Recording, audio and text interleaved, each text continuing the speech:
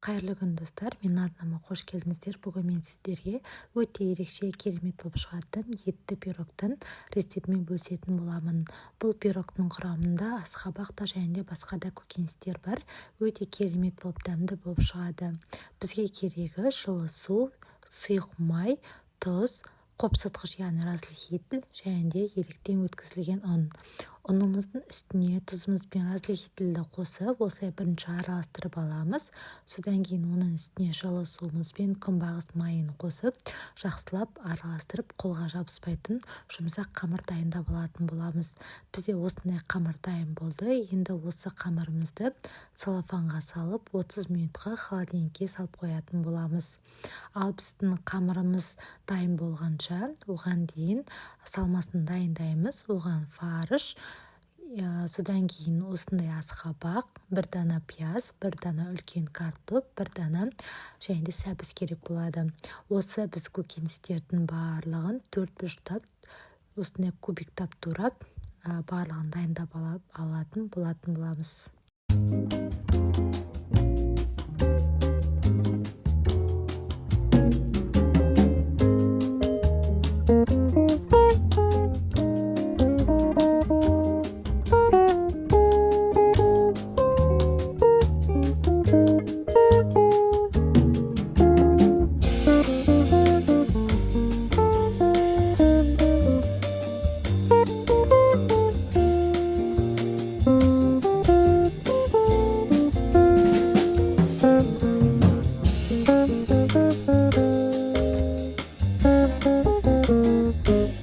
Барлығын турап алғаннан кейін енді оның үстіне бір қасық тұзымызды және дәміне қарай паприка мен қалауыңыз бойынша қара бұрышты қосып жіберсеңіз болады.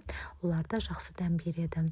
Осыларды қосып алып, енді жақсылап тұрып, барлығы біріккенше араластырып алатын боламыз. Міне біздің салмамыз дайын болды. Ал енді салмамызды дайындап алғаннан кейін, қамырымызға жарты сағат өткеннен кейін тоңазытқыштан алып, оны екі бөлікке бөлетін боламыз. Астыңғы бөлігі және де үстіңгі бөлігіне екеуін бірдей қылып ортасынан бөлсеңіз жеткілікті. Енді осы бөліктерді астына аздап ұн сеуіп, біз өзіміздің қалауымыз бойынша кез келген формаға жайып алсаңыз болады. Мен әселпештің дөңгелек формасына соны размеріне келтіріп жайып алдым. Сіздер 26 сантиметрлік арнайы табаға немесе осы әселпештің 4 бұрышты табасына пергамент қағазының көлеміне байланысты бөліп алуға болады. Осылай жұқалап жайып, жанғы бөліктерін осылай біз келтіріп алатын боламыз. Енді осы қамырымыздың үстіне начинкамыздың барлығын салатын боламыз. Қасықтың көмегімен осылай түгелдей жауып алатын боламыз. Енді екінші бөлігінде ұнымызды сеуіп, оны да жұқалап жайып аламыз. Енді осы екінші бөлігін біз пирогымыздың бетін жауып, маған ыңғайлы болу үшін осылай ыдысымнан алып, бірінші жан жақтарын біріктіріп алдым. Содан кейін ашылып кетпеу керек, осылай барлығын біріктіріп аласыздар, тартып.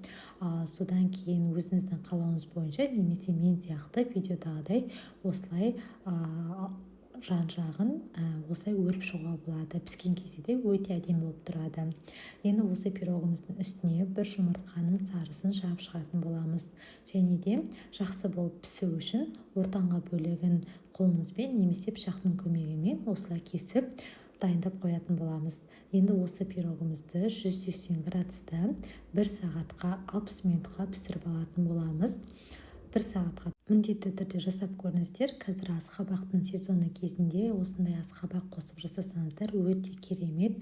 Қазіргі күн салқын кезде отбасыңызды осындай ыстық етті бәліш, асқабақ қосылған бәлішпен қуантыңыздар. Міндетті түрде жасап көріңіздер. Егер видеом ұнаса, лайк басып, комментарий қалдырыңыздар.